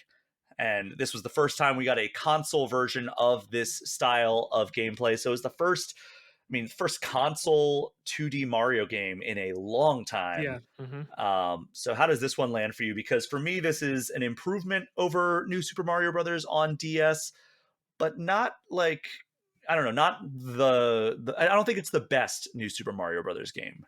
No, I think this one belongs in C tier right next to the other one. I agree it's an improvement and it was super cool to have multiplayer Mario, but multiplayer Mario has been done way better in a game that we'll get to in a little bit too. So it doesn't even really stand out for that either. And I think if you go back to Mario Brothers, New Super Mario Brothers Wii, you see how like zoomed out a lot of the levels are and how little platforming there actually is to do in quite a few of them because they just want four people to be able to run through it together. So Hmm. it was fun at the time, but I think hindsight, just like the DS one, this is C tier. All right, I won't argue. I was kind of leaning B tier, but I mean I get what you're saying, and it's been a while since I played this. Like it's been a while Yeah. since I've dusted off my Wii or put a That's Wii fair. disc in my Wii U. But I Yeah. did beat it, I think, 2 or 3 times and enjoyed a lot of it. And it's a very fun co-op game. But Mhm. you're right. You're right in a lot of those regards. All right, so this is the game that I am still dumbfounded is not on the Switch Yeah. because why was it not in the Switch? We got in the Mario 3D All Stars, Mario 64, Mario Sunshine, and Mario Galaxy. Super Mario Galaxy 2 was right there. Why It's was such it a not shame. included? I don't know, but Yeah. that's where we're at. 2010's Super Mario Galaxy 2. um I think that this adds a lot to the Galaxy formula, but I don't think it's necessarily on the same level as the original Mario Galaxy. Are you in agreement there? I like Tears of the Kingdom better than Breath of the Wild. I like Link Between Worlds better than Link to the Past, and I like Mario Galaxy 2 more than Mario Galaxy 1. Wow. I love when they take something and just put a weird spin on it and throw every idea they had at the wall, and it just I call them like Nintendo B-sides. Like it's the same engine, they look the same, it's the same game, but they're just weirder and wackier and oftentimes more challenging. I think Mario Galaxy 2 has the harder set of levels. Some of the stuff you have to do with Yoshi is really crazy. And I don't know, there's just something about Mario Galaxy 2's collection of levels that just sticks with me more than Galaxy 1. I think it's S tier. So you just described all the things that you like about a an iterative sequel rather than a Yeah. revolutionary sequel. One of those things being challenge, one of those things being like weird stage elements, yet you don't like Mario 2 Japan.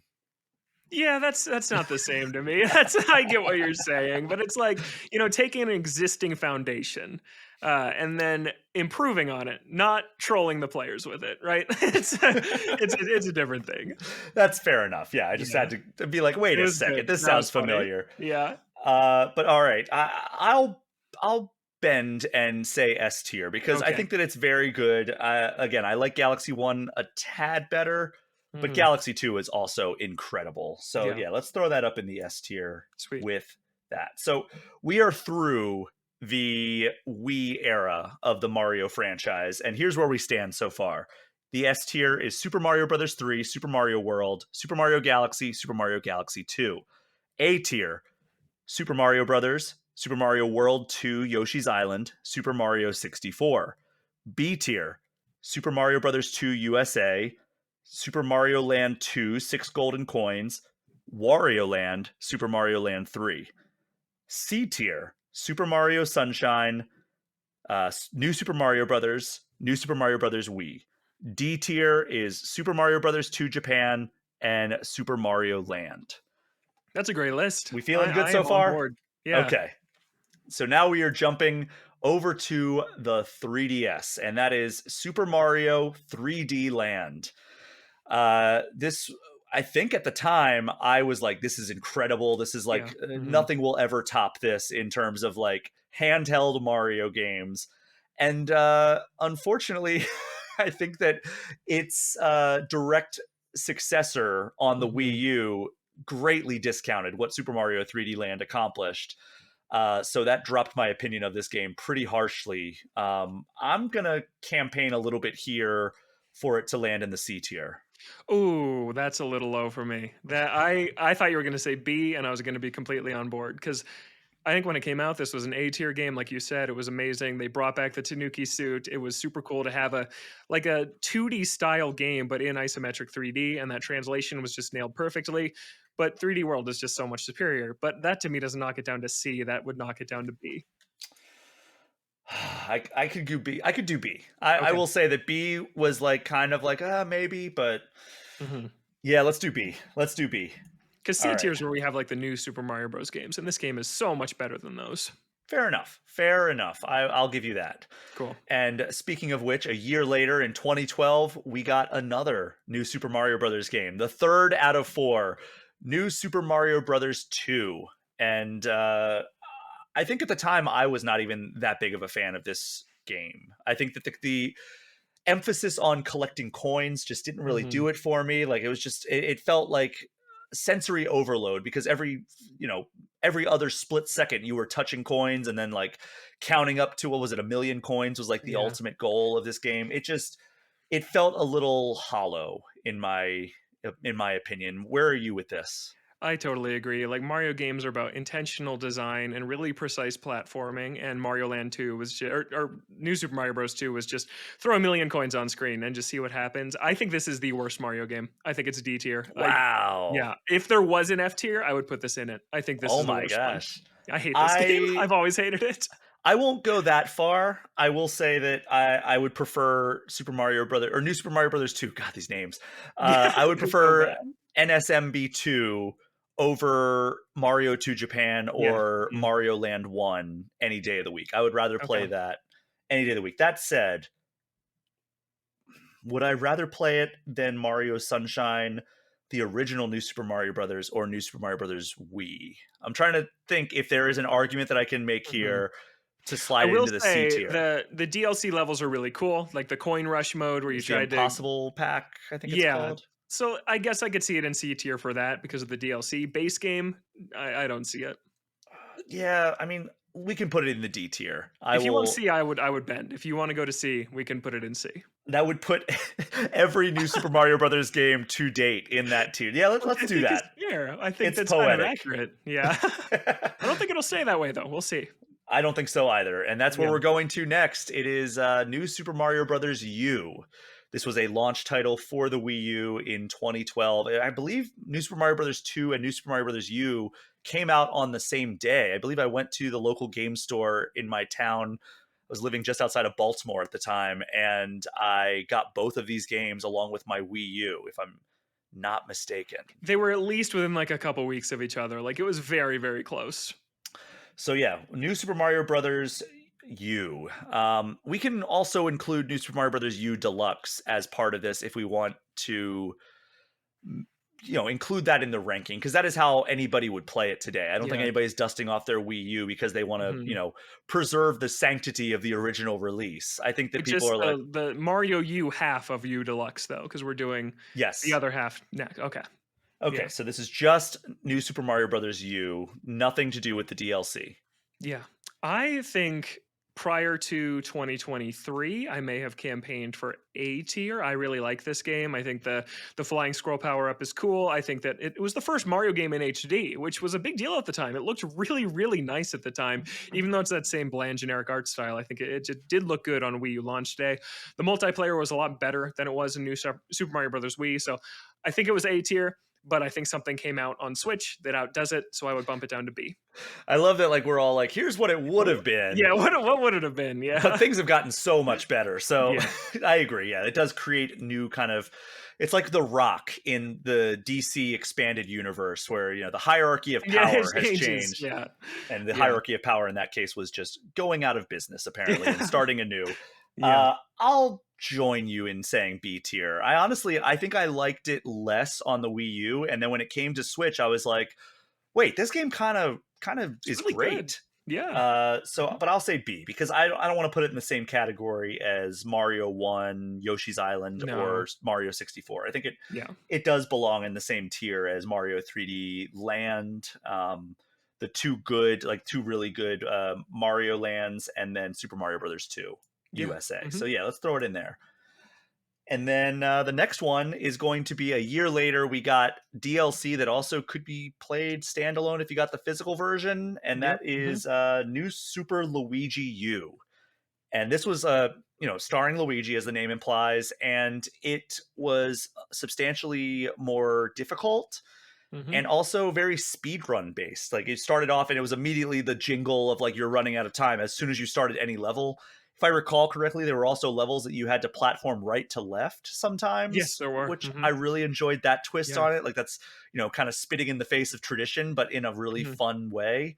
Um, I would say that this belongs maybe above Mario U, or New Mario U, but where do you think that it goes?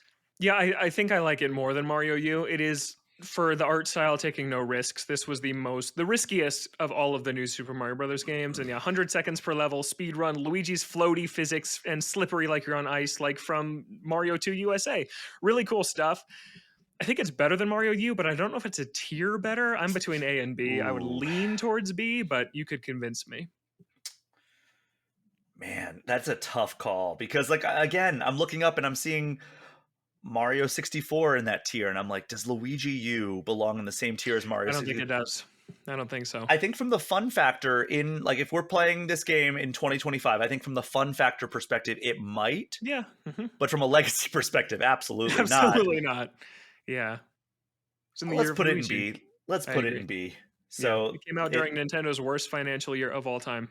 yes, Mhm. I forget which games journalist it was that said something like they made a joke of like, I hope that going forward, any underwhelming financial year for any major publisher is just referred to as their year of Luigi. Me too. Yeah, I hope so too. Though I mean, Sega did very good last year. That was their The year of Year of Shadow. Shadow, yeah, So they killed it. yeah, Yeah. they they did it right. Mhm.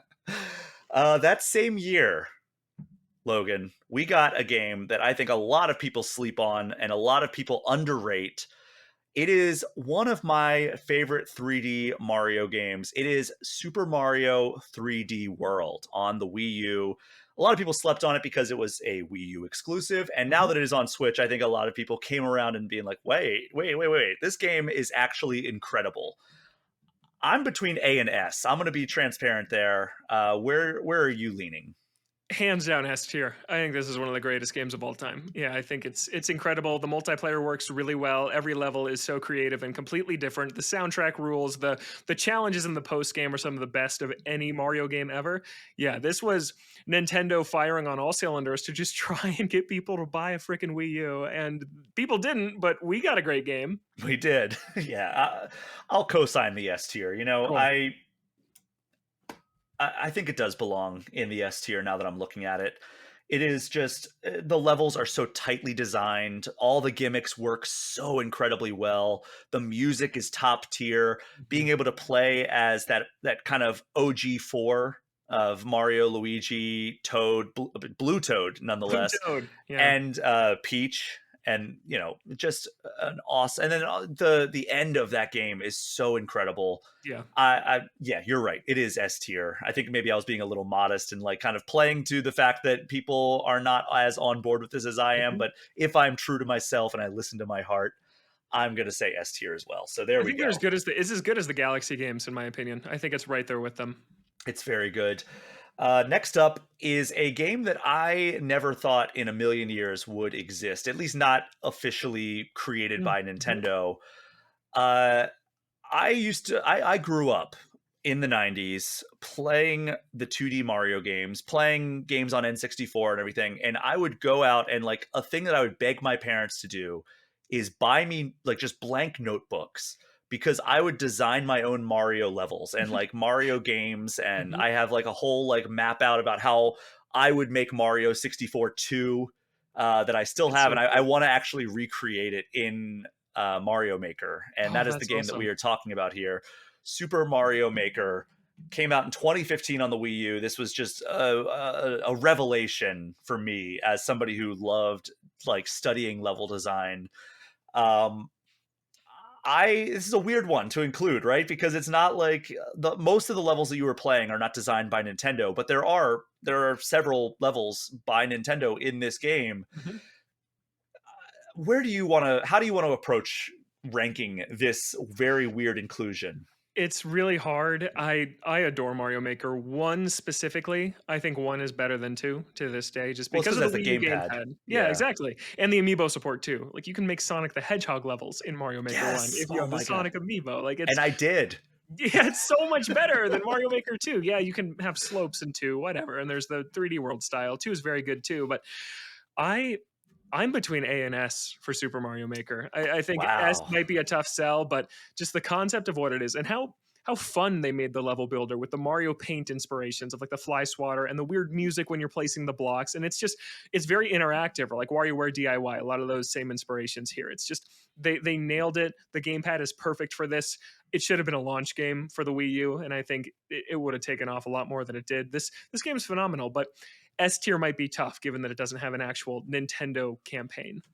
Yeah, I'm gonna say A tier Yeah, personally, that's and this is good. a game that I maybe I've may have played Super Mario Maker as much or more than the vast majority of this Yeah, for list, sure. right? Like just Yeah. pouring hours upon hours into creating stuff, spending time just like checking out other people's creations. For a Mhm. while, all the editors at Game Informer were making levels, and we were putting them up on our like on an article, like, "Hey, play all the levels that Game Informer editors have done." We've That's so done like cool.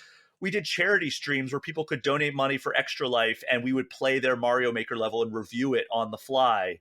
It That's so was cool. so much fun to do that stuff, but it's hard for me to put it in the same category as the 5 games that we currently have in that S tier, which are again 5 of the greatest video games ever made. Yes. Mm. Mario Maker as a concept is an S tier game. Like there, if you tell me, hey, here, we're going to put out official Nintendo tools to make your own 2D Mario levels from a variety of different 2D Mario games, that's an S tier idea. Yeah, I think that as a game in the Mario franchise, though, it's probably A tier for me. that works for me. All right, let's slot it up there. A tier is starting to round out a little bit now too. We have Mario Brothers, Yoshi's Island, Mario 64, and Super Mario Maker. So we're coming Nice. down to the home stretch here. There's only 5 entries remaining, which feels weird because we're still 10 years in the past. Yeah, it's been slow lately compared to what they were pumping out before. Yeah, so the next game that came out is another anomaly in the Mario franchise, Super Mario Run. This was the iOS game that eventually did come to Android, Mhm. but it was a big part of like one of Apple's like iPhone presentations. They had Shigeru Miyamoto come So out, talk about crazy how that you that could happened. eat a hamburger or something while you play this game because Yeah. you only have to use one hand. It Mhm. was a wild time to be alive. But Super Mario Run, this was an auto running game on, originally it was just iPhone, then it came out to Android. I think that this is one of the weaker Mario games, Mhm. even though it, for its concept of being an auto running game, it is one of the better auto run titles that I've played in my life. But as a Mario game, I feel like this is C, maybe D tier. Yeah, I was gonna come and defend this thing just to try and pull it up to C tier because I do think this game is very, very good. And you're right, it's not an endless runner, it's an auto runner. And these levels are designed by Nintendo, and they really do make you use Mario's auto running mechanics to gather all the coins they scatter in these things. And it's clever, it's creative, and there's a ton of content in this game. They still are updating it with new events. So Yeah. I say all that glowing stuff about it to say it's C tier because an auto runner game to me only has so high of a ceiling, and I think that ceiling is C tier. Yeah, and I have a fun time with some of the auto runners that I play. Like Yeah. there's there was a Sonic one for a while. I had a good time Oh with yeah, that. that Like game was good. Yeah. yeah, so but like after like a couple of hours, I'm like, yeah, okay, that's all. That's all I need. Yeah, mhm, for sure. So yeah, let's slot that into C tier. Mario Run, I think it's kind of overlooked, but at the same time, it's not like, oh man, you gotta play Mario Run. Yeah, no, you don't You're not a have real to. Mario fan if you don't play Mario Run. Yeah. 4 titles remaining here in this tier ranking list. I think this next one is going to be one that we agree with or agree on pretty easily. 2017, one of the greatest years in Nintendo history. We got Breath of the Wild. We got Splatoon 2. We got Mario Kart 8 Deluxe. We got ARMS. Yes. But we Yeah, also got Super Mario Odyssey. I'm going to be frank with you. This is my favorite 3D Mario game of all time. me too. Not close. S tier, I think is the best Mario game of all time. I It's like it more than any of the others. it's a spiritual successor to Mario 64 in so Mhm. many great ways, but they also evolved the formula so perfectly. And like, I'm not going to spoil the ending because it's unlike Super Mario Brothers 2 USA, where I was like, yeah, it was all a dream. Yeah. This is Mhm. a relatively recent game, I guess, so I'm not going to Mhm. spoil the one of the final kingdoms, but it really does come full circle and show like, oh yeah, this is the inspiration that you were looking for. This is why this feels familiar while still feeling novel. And in that moment when this thing happens, I was like, oh my God, like it was like a feeling of like warmth that overtook Mhm. my body as I just saw this thing play out Yes. in front of me. And I was just like, this is a really special game. And not to mention, like the rest of the story is so much fun. The implementation, we talked about how Mario Sunshine relied too heavily on one singular gimmick. Mario Odyssey, it introduces gimmicks at such a breakneck pace. It's like, how Yeah. would they ever like top this in terms of like the number of Yeah. gimmicks that you get Mhm. to enjoy? There may be. I think I have ultimate faith in that team that there may be a Mario game that is better than Mario Odyssey to come. They may top it with whatever's coming out on Switch 2, but I don't think there will ever be a better celebration of Mario than Super Mario Yeah. Odyssey. Just from the New Donk City Festival to Oh my the God. post game that you're talking about that we still won't spoil, to just the fact that these 2D platforming segments happen on the walls where you are 8-bit Mario and the music is 8-bit like the NES days and it looks like Super Mario Brothers and how they play with that. And Cap's just playing as a Goomba and playing as a Koopa for the first time and capturing these enemies. Like, it's just an unbelievable celebration of not even all things Super Mario, but Donkey Kong. And even going further Yeah. back to that, it's perfect. It is one of the greatest games they've ever made. I think it's better than Breath of the Wild. Like, I think this is just one of the Whoa. crowning achievements of Nintendo history. And yeah, it's the best Mario game of all time for me. I mean, hey, I have said that like Breath of the Wild, easily my favorite game of all time. Yeah. It's my favorite 3D Zelda game. So I not only got my favorite 3D Zelda game, but also my favorite 3D Mario game in the same freaking year. Yeah. Like, come on. Also, Unbelievable. the soundtrack, we haven't talked about that. Mhm. Unbelievable. Not only just Jump Up Superstar, but like so many of the stage themes are awesome. And then when you go into the 2D, it turns into kind of like the chiptune Yeah. style of So that. cool. Oh, it's so great. One of the best soundtracks of all time, one of the best games I've ever played. I've been itching to replay it alongside about like 10 other games I've been Dude, itching I to replay. revisited it this year and I hit 999 moons for the first time on my Whoa. original 2017 save file. And every time I return to it, I'm just more blown away by what they pulled off in that game. It's just amazing. My one knock that I can do against Super Mario Odyssey is we did not get any meaningful DLC, Yeah. which it felt, I mean, I've said this on this podcast so many times. It felt so tailor-made for DLC of like, oh, just give us a new kingdom to explore and like I'll pay like, $5 for an all new kingdom and Yep, I'll pay like totally. $25 Mhm. for a bundle of 6 or something like that. And they didn't do it. My theory was that they came up with all these amazing gimmicks and they decided to save it for a sequel, but we'll have to wait and see. I mean, April is going to Mhm. be a very exciting time for us. I have a very strong feeling we're going to learn at least learn about a new 3D Me Mario too. game, if not see a full reveal of it. Fun fact: I was very likely, and I'm pretty sure this is the case, the first person outside of Nintendo to play Super Mario Odyssey. Whoa, really? Yeah, so I traveled to Nintendo of America for a feature that we were writing at Game Informer, and traveled to the Redmond office Mhm. and sat down, and I spent the whole morning playing like other third party and like partners and like first party titles that they had coming like over the next 6 months, and Mhm. then broke for lunch, then came back and sat down with another friend of the show, Krista Yang, back when she was working Mhm. at Nintendo, and she gave me a long demo of Mario Odyssey, and I got to play through I think the first 2 kingdoms, and then went Oh to my gosh. they jumped me ahead to a save file of the beach kingdom, which I'm Nice. forgetting, the sea foam kingdom. I don't know, Seaside Kingdom? Yeah. something like that. But yeah, so Mhm. that was very fun. I got to Cool. write a 10-page feature about that, and That's amazing. that was a really cool experience. But Cool. yeah, Super Mario Odyssey easily going in the S tier. It has a special place in my heart, and it's also endlessly fun when you play it. Mhm. Actually, the only other knock is that early on it is a little easy, but it does toughen up at the deeper you get into it. Yes. And the finale, good lord, the finale of like the main story, It's amazing. My it's favorite moment in video game history is that finale. it's one of the best moments Yeah. for sure. Mhm. From a successor that we are both extremely stoked on to one that I think underwhelmed some people, Super Mario Maker 2.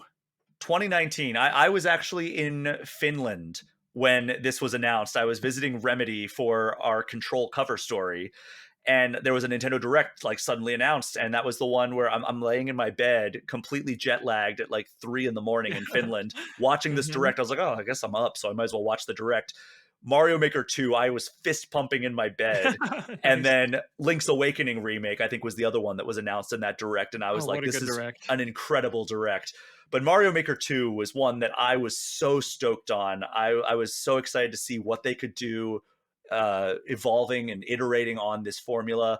And, ultimately, I don't think that it was like the best Mario Maker game, but I No. will say that it was better than I think it sold, if that makes sense. Yeah. Yeah, I think so. It sold fine, but not like 2D Mario numbers on Switch fine. I don't know. Like both Mario U Deluxe and Wonder have way outsold it. It's good. I just think that the novelty of the gamepad carried Mario Maker a lot, and it's just not as fun to make levels on the TV or on the Switch's handheld. And yeah, you can get like a stylus for the Switch, but it's not the same as the stylus for the Wii U. It's like the rubbery one. It's just not as good. And then it just didn't get the content people wanted it to get. It had that extra icon by Extra Styles, so it is empty to this day. Still great though. I still think it's a B tier game, but it's just not the magic of what the first one was to me. It had to have been Mario 2 USA. Like they gave us Yes. the Mhm. mushroom from Mario 2 USA in a like with a final content update Yeah. that just turned your character into its Mario 2 sprite and like gave you the ability to pull stuff out of the ground. So it's like they had the bones They were so working. close. Yeah. Yeah. I would have loved to have had Mario 2. I think that would have elevated it. Um I think it's a man, I think it's for me it's a B tier game. Are Yeah. we Yeah, we're good in with agreement. that? Yep, B Okay. tier is good. And I will say that with the mouse style functionality, Mario Maker would rule Bring it on back. Switch Yeah, too. I think I they mean, will. I think that we're going to get Mario Paint as Mhm. a like a kind of a bundle tech demo style game. Wait, so do I. I think that's a launch game. Yeah, totally. That would be incredible. I'm a Mario Paint sicko from back in the day on the Nice. SNES. I still have my mouse for the SNES and everything. Nice. Awesome. Uh, so we only have 2 games remaining here, and one of these is a side game that I think might be a proof of concept for the next 3D Mario game, and that is Bowser's Fury. It was a side game to the Switch release of Super Mario 3D World, but it is absolutely its own Mhm. standalone campaign, Yeah. open world style, where you're which is wild to say about a Mhm. Mario game. I mean, we've gotten like hub worlds like Mario Odyssey, Mario Sunshine, Mario 64, but to expand the gameplay which of the linear Mario 3D world into an open world style game, I think that Nintendo is absolutely testing bringing this gameplay style at a bigger scale Me for the too. future. But for what Bowser's Fury is, it is an incredible open world style proof of concept experience that I think they could have sold for, $30 easily Yeah, on its own. probably. But instead, it's bundled with one of the best Mario games of all time. But where Bowser's Fury alone, where are you thinking? I will say real quick, the better version of the best 3D, one of the best 3D Mario games. The Switch Yes. version makes some nice improvements. So yeah, really, really awesome bundle there. Bowser's Fury, I really, really like it. I had a blast when it came out, just having new Mario to play for the first time in a while. In hindsight, though, I think this lands in a B tier for me. I think it's a Mm, really, really cool experiment, but it's an Odyssey style thing, but with the controls of 3D World, so it just feels a little stiffer. Mario doesn't have the triple jump, for example. He just has the yeah. normal jump that he has in 3D World. So it's not quite there to that level of freedom in its platforming that the best 3D Mario games have. And then the concept of Bowser just kind of attacking you every few minutes, it just happens a little too often for my liking. You get in the flow of platforming and completing these challenges. Oh, and then there's Bowser, and I have to wait this out or go fight him, and it just happens a little too much. So I really like what they did. I think it's a really cool foundation for them to build on. But as it stands, I think it's a B tier. I was leaning A tier, but your explanation kind of sold me on B tier. Okay, cool. I think that the Bowser, like Fury Bowser emerging, and then suddenly you just have to run for your life until you get like the shining cat bell. Yeah. I don't know, Mhm. whatever the special cat bell is that Goku turns you Cat Bell. giant. Yeah. Yes, yeah. So I am gonna put this up in B tier, which is the most populated tier, by the way. Okay. So we're saying that most of Mario is just good, not great. Well, if it's like a bell curve, then I think we're doing it right. We're kind of nailing it right now. That's true. That is very Mhm. true. And now we are down to the final entry in this tier list. I think it's a game that we both enjoy quite a bit, but Mhm. it remains to be seen how much we enjoy this. I have my ranking in mind, but where do you feel that Super Mario Brothers Wonder belongs? Yeah, this career-wise, this is kind of one that's special to me because I went to Nintendo Live in 2023 and I was still freelancing. I wasn't full-time yet at IGN, and I was the only IGN rep there. So I interviewed Doug Bowser for the site, which was super cool to get to sit down That's with him great. and meet him for the first time. And then it was the surprise of the show was the first public hands-on demo of Mario Wonder. So that was just a blast to get to be at that event. And what a game. This is just like the comeback story for 2D Mario after 15 years of samey vanilla new Super Mario Brothers. And I love how this looks. I teased like almost an hour ago that Mario World used to be my favorite art style. Now it's Mario Wonder. I just think that Mhm. clay style and just the way Mario looks, like the concept art of some of the older 2D Mario games, is really cool. He's so expressive when he runs into a warp pipe and his hat falls off, so he reaches out to pluck it in. It's just so stylish and expressive. And you can just feel like their pent up creativity bursting from this video game. And the wonder effects are amazing and really, really fun. The music is great. There's so much to love here. I would put it in S tier if it had any sort of meaningful challenge, like a post Yeah. game with really tough levels. Like it has a special world. It doesn't even sniff Mario World's special world. Like the levels are easy. It's really easy to 100% this thing. You grab a flower coin and you fall in a pit after grabbing it. It still saves that you grabbed it. You don't need to go back and be better at grabbing it. Like it's a little too easy. Otherwise, I think it's phenomenal, but it's just missing that extra kick at the end. This is A tier for me. I was going to say A tier as well. That challenge factor is the big thing for me. The gimmicks that they introduce. I mean, we were talking about Odyssey having some of the best gimmicks in Mario history and delivering at such rapid fire pace with Yeah. Mhm. Cappy. This isn't delivered at quite the same rapid fire clip just because it's usually one major gimmick per level with the Wonder Yeah. Flower. But man, those gimmicks are out there and they Yeah. really flex their creative muscles. And I was also at Nintendo Live that year. Oh, cool. I was Nice. actually in the process of writing our Super Mario Brothers Wonder cover story. And so I went to Nintendo of America the day before to play extra levels. And then I got to interview Takashi Tezuka and Shoji Meguro. I'm sorry, that's the composer of Persona series. Who am I saying? Shiro Mori. That's the name I Yes, was fishing yes. for. Oh my Mhm. gosh. You got there. An SM abbreviation name, kind of just, I pulled the wrong one out of the files. But yeah, I got to interview them and Mhm. they said that they had something like 1,000 ideas for Wonder effects. That they not only had 1,000 ideas, they had 1,000 ideas they probably left on the cutting room floor. So like Yeah, the it's level just of crazy. curation was Mhm. absurd for this. So yeah, I'm gonna say Wait, A fun tier. story real quick, Brian. Yes. We met at that event. I don't know if you remember Oh this. my We gosh, did we? very, very briefly met at the hotel bar that everybody goes to at PAX, and I was having a drink with Eddie from Golan from Nintendo's Oh PR, right, and you yes. came over and said hi to him, and he introduced us, and that was where we met for the first time. That I memory com- just came back to me. I did forget about that, and I Yeah. apologize. Yeah, that was a while ago now, and I wasn't doing anything that I'm doing now quite yet. Well, that's awesome. Well, hopefully Yeah, we'll see each other at a another event in the near future. yeah, for sure. Um, but yeah, the challenge part of Mario Wonder is a little problematic here because I want to put it in the S tier for all the reasons you said. The soundtrack is a delight. The art style is, I think, my favorite 2D. I think it also beat out Mario World for me in terms of my favorite 2D art style in Mario history. It's just Mhm. so expressive, so Yeah. beautifully animated. Like this is what when I was playing Super Mario World, this is kind of what I was picturing in my mind of like, man, like imagine if he looked like a cartoon, and it's like now he looks better Mhm. than any cartoon. And Yeah, totally. it's so good, and the levels are designed so well. The gimmicks are geniusly implemented. But yeah, up until like the last two end game, post game levels, I didn't really have much challenge with Super Mario No. Brothers Wonder. Those last two levels, the badge challenges, those had me wanting to throw my controller. I will fully admit that Mhm. I mean, I beat them finally. I actually beat the last one and I didn't get the top of the flagpole. So I had to go back and do it Oh, all over again, which I was not that's thrilled tough. about. But it went a lot faster Yeah. the second time through. But yeah, I'm going to go A tier for this one as well. So that is our entire ranking here. We have all of these games laid out. I'm going to run them down extremely quickly here, and then we will, move on to the final segment here. So S tier: Super Mario Brothers 3, Super Mario World, Super Mario Galaxy, Galaxy 2, Mario 3D World, Mario Odyssey. That is a solid S tier. That's great. 6 incredible games. A tier: we have Super Mario Brothers, Super Mario World 2, Yoshi's Island, Mario 64, Mario Maker 1, and Mario Wonder.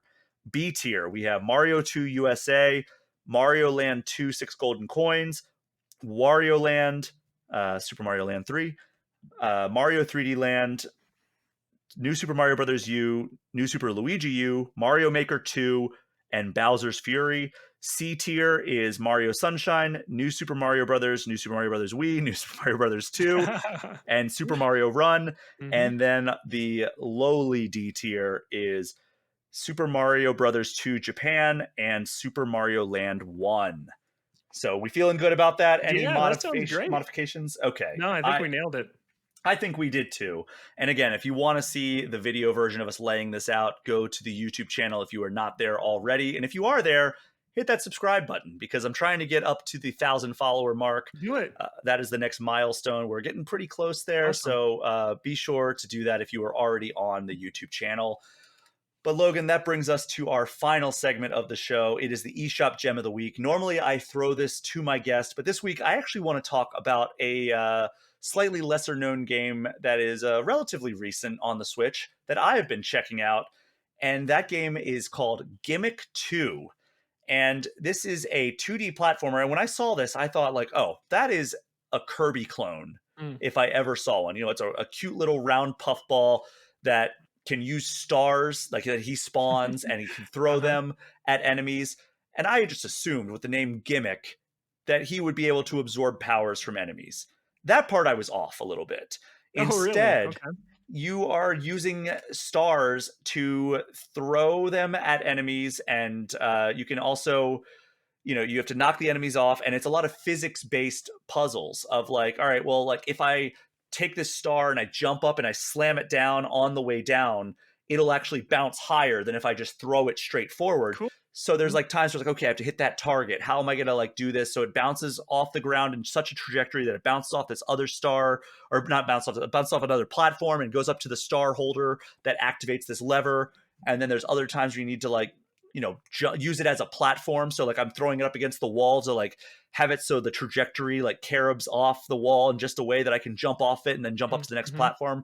It is surprisingly challenging. Like even the tutorial, it was like you have to jump up to it's like, all right, if you want to do the easy mode, you can go down and just like walk across the level. But if you want to do like the challenging mode, you have to jump across these platforms to show that you can like platform. And it took me a couple tries to get up there. I was like, okay, there's actually a little bit of challenge here. The soundtrack is amazing. It's done by David Wise of Donkey Kong Country fame. Cool. Yeah. So, and I didn't realize this. The first Gimmick is also on Switch. Apparently, this was released for the Famicom in 1992. Oh, really? And it was only localized in the West in Scandinavia. That's so random. Okay. And I was like, oh, are the graphics on like the Switch version of Gimmick 1 NES style? And they are. I looked it up. I thought it was like, I just assumed based on the screenshots I was seeing of Gimmick 2 that Gimmick 1 was a game from like 6 years ago or something that they were. But no, you can actually get that original Gimmick on the eShop as well. But Gimmick 2, which I'm having a great time with, I think I'm 3 worlds deep in at this point. It's definitely a game that platforming fans should check out. It does have a good level of challenge to it. It does. It's not quite a Kirby clone because though it does have that spherical, cute little blob and throwing stars at enemies that, and fun platforming segments. There's no like Gimmick copying mechanic as far as I can tell. It's mostly physics based and pretty challenging platforming. But yeah, that is on the eShop. It came to Switch September of last year and it costs $20. But yeah, it's a great pick. I'll probably check it out. I love platformers. That sounds really cool. It is quite fun. I'm having a really great time with it. I think I'm going to continue playing it. But nice. Logan, thank you so much for joining me for this episode of All Things Nintendo. Thank you, man. Yeah, that was a blast. Love talking Mario. Happy to come back anytime. And thank you so much, everyone, for listening. As you know, my Patreon and the associated community Discord server are the best ways to get any questions or comments in, but you can also get in touch with me at brian@allthingsnintendo.com or hit me up on Blue Sky or Instagram at Brian P. Shea. That is also my YouTube channel name, and if you would subscribe to that, it would help me out a lot. Logan, what do you have to plug, and where can people find you online? Yeah, Nintendo Voice Chat every Fridays, YouTube audio services. Come check us out. And if you're here because of Nintendo Voice Chat, listening to this show for the first time, subscribe to All Things Nintendo because it's great and one of my favorite Nintendo shows out there. You can follow me on Blue Sky at Logan J. Plant. Thank you so much again, Logan. And that is our show for this week. Thanks again for listening. Take care. We'll see you next time.